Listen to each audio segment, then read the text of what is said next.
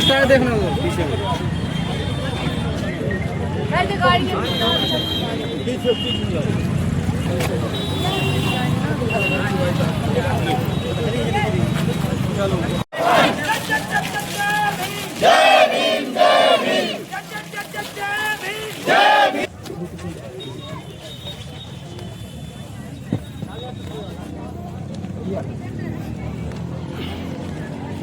सांस ली और हजारों लाखों करोड़ों समाज को छोड़ के इस दुनिया से चले गए। उनके जाने के बाद भी उनकी कमी जितनी बढ़ती जा रही है, मुझे नहीं लगता दुनिया में दूसरा ऐसा कोई मसीहा जन्म लिया होगा कि जिसकी कमी को इतना महसूस करता कोई समाज। और केवल वो समाज महसूस नहीं करता जो ये मानता है कि बाबा साहब अम्बेडकर मेरे मसीहा है, बल्कि हर उस वर्ग का व्यक्ति, हर वो समाज महसूस करता है जिसने बाबा साहब अम्बेडकर जी से पहले का दौर देखा या बाबा साहब अम्बेडकर जी के बाद का दौर देखा। क्योंकि अंतर वही पैदा कर सकता है जिसने रात को भी जिया है, दिन को भी जिया है। वही बता सकता है कि रात कैसी होती है, अंधेरा कैसा होता है और फिर उजाला कैसा होता है। ये आज सड़कों पे लाखों लाखों समाज जय भीम के नारे लगाता है। इनके नारों में केवल जय भीम शब्द नहीं है, ये वो ताकत है जो ताकत बाबा साहब डॉक्टर अंबेडकर जी ने इनको बोलने की दी है। ये वो ताकत है जो बोल पा रहे सड़कों पे।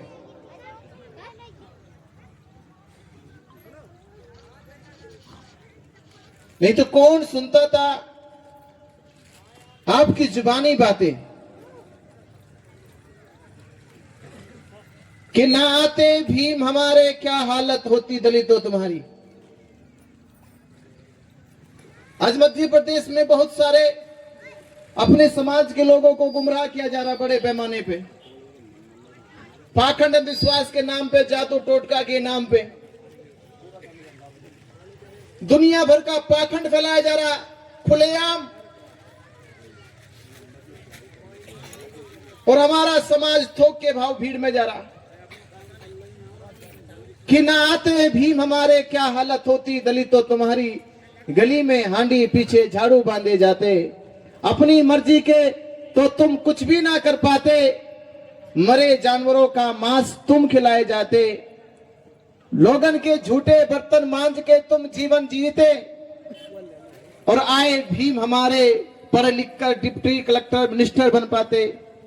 और ऐसे गैरत समाज को आज अगर है कि आज तुम्हारे जीवन में जो भी कुछ परिवर्तन है ये शानो शौकत है,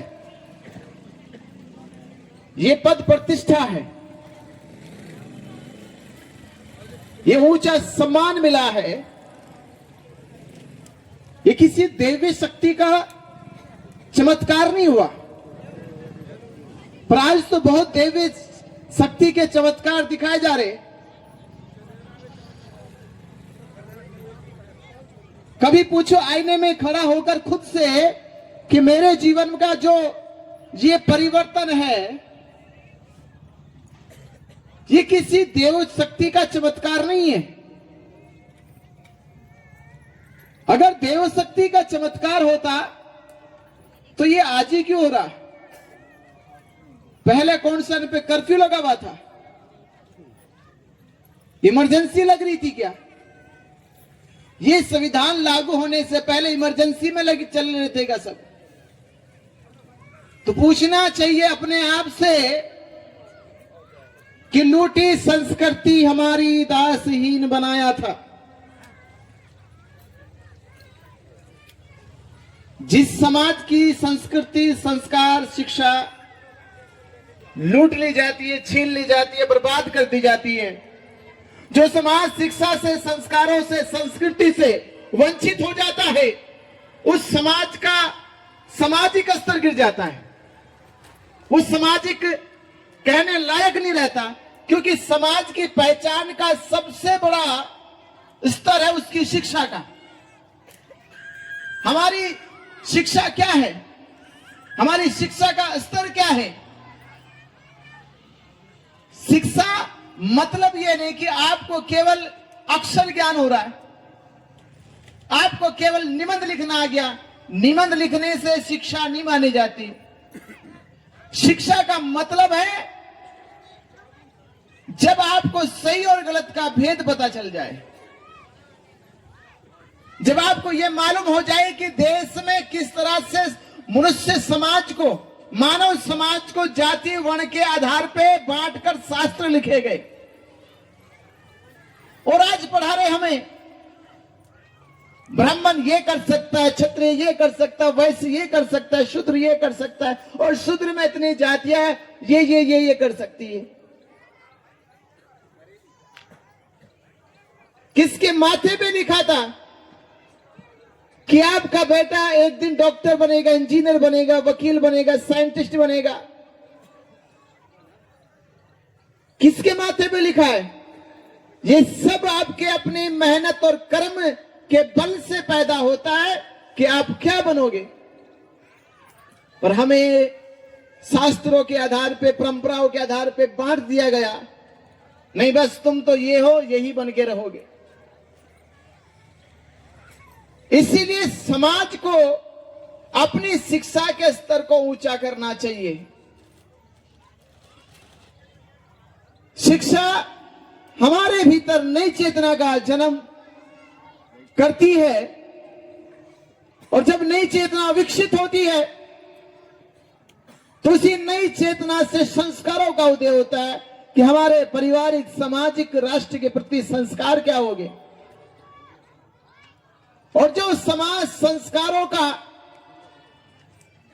जीवन नहीं जी सकता, उसका सत्यानाश हो जाता है, क्योंकि संस्कार मानव की रक्षा करते। अच्छे संस्कार मनुष्य को सुरक्षा प्रदान करते। संस्कार नहीं रहेंगे, सभ्यता नहीं रहेगी, तो मानव जाति का सत्यानाश हो जाएगा। और सबसे पहले हमारे साथ यही हुआ कि हमारी शिक्षा, संस्कार, सभ्यता को नष्ट कर दिया गया, कि लूटी संस्कृति हमारी दासहीन बनाया था। ये आपसे मैं कह रहा हूं, ये हमारी जो माताएं बहनें बैठी, आप बुजुर्ग लोग, नौजवान साथी, ये केवल आपके लिए नहीं, आपके लिए संदेशा है। और ध्यान से सुनने के साथ साथ उसको दूर तक दौड़ाना बुद्धि को,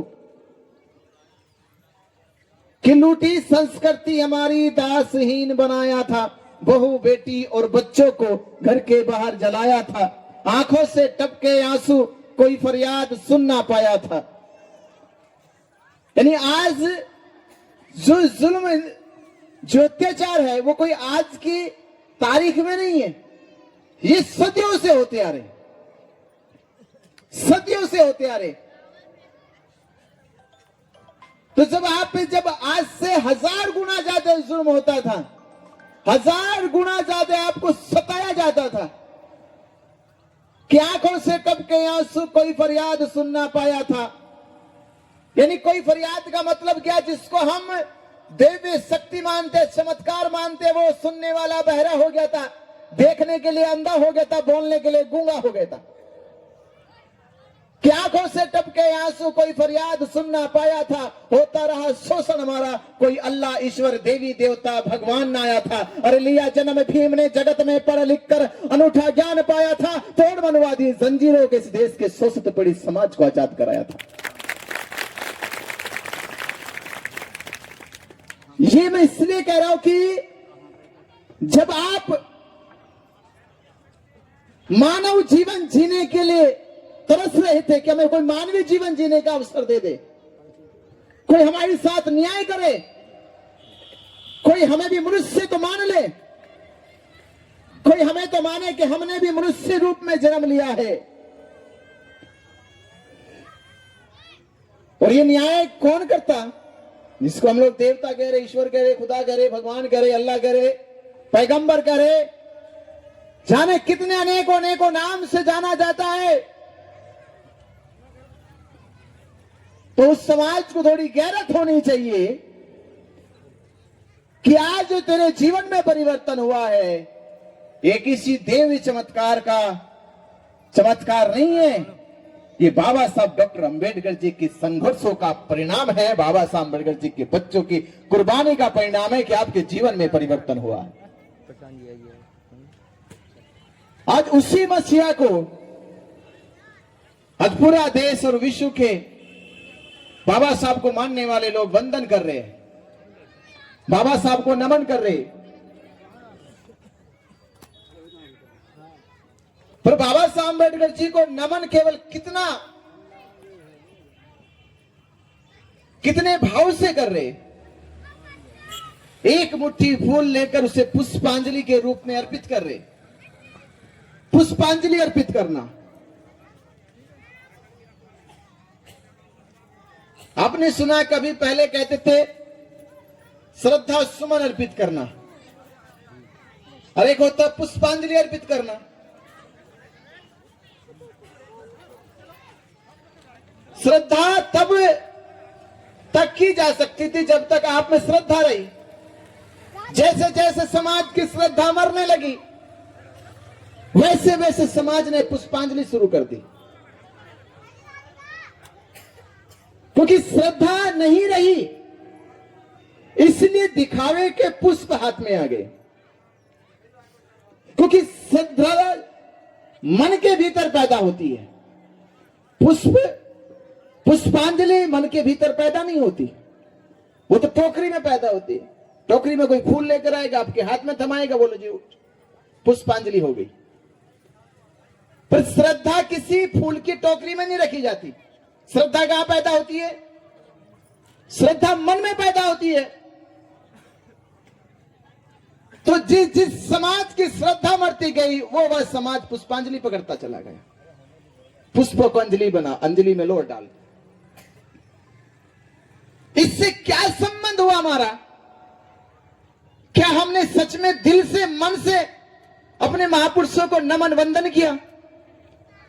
क्या अपने पूर्वजों को वंदन किया? श्रद्धांजलि करनी चाहिए जिसमें श्रद्धा के फूल हो। कहते श्रद्धा के फूल हो, फूल नहीं होना चाहिए, फूल भी श्रद्धा के हो, भाव भी श्रद्धा से भरा रहे, झुके भी तो श्रद्धा से, हाथ भी जुड़े तो श्रद्धा से। इतनी गहरी श्रद्धा हो, और वो श्रद्धा तभी पैदा हो सकती है जैसे जमीन में जब तक बीज ना डाला जाए तब तक वह अंकुरित नहीं होगा, और जब तक वो अंकुरित नहीं होगा वो पौधा नहीं बनेगा, पौधा नहीं बनेगा तो वो उस पे फल नहीं लगेगा। यानी श्रद्धा तभी पैदा हो सकती है जिसके भीतर अच्छी शिक्षा होगी, अच्छे संस्कार होंगे, उसी के भीतर श्रद्धा पैदा हो सकती है। और जिसने शिक्षा ग्रहण नहीं करी, जिसने संस्कार ग्रहण नहीं किए, जिसने समाज के दुख और दर्द को नहीं समझा, वो क्या अपने मन के भीतर श्रद्धा पैदा करेगा? श्रद्धा पैदा होनी चाहिए। कैसी श्रद्धा? श्रद्धा का मतलब क्या होता है? अगर कोई तुम्हें दुख बताए और तुम्हें दुख का पता चले, इसका मतलब यह है कि तुम्हें दूसरे के दुख का कोई पता नहीं है। श्रद्धा तब दिखती है जब हम किसी के दुख को देखकर ही जान जाए कि वो व्यक्ति दुखी है, उसके प्रति करुणा जगने लग जाए, उसके प्रति दया का भाव जगने लग जाए। जब आप में ऐसे करुणा दया जगने लग जाए तो इसका सचमुच परिणाम है कि आपके भीतर श्रद्धा पैदा हो गई।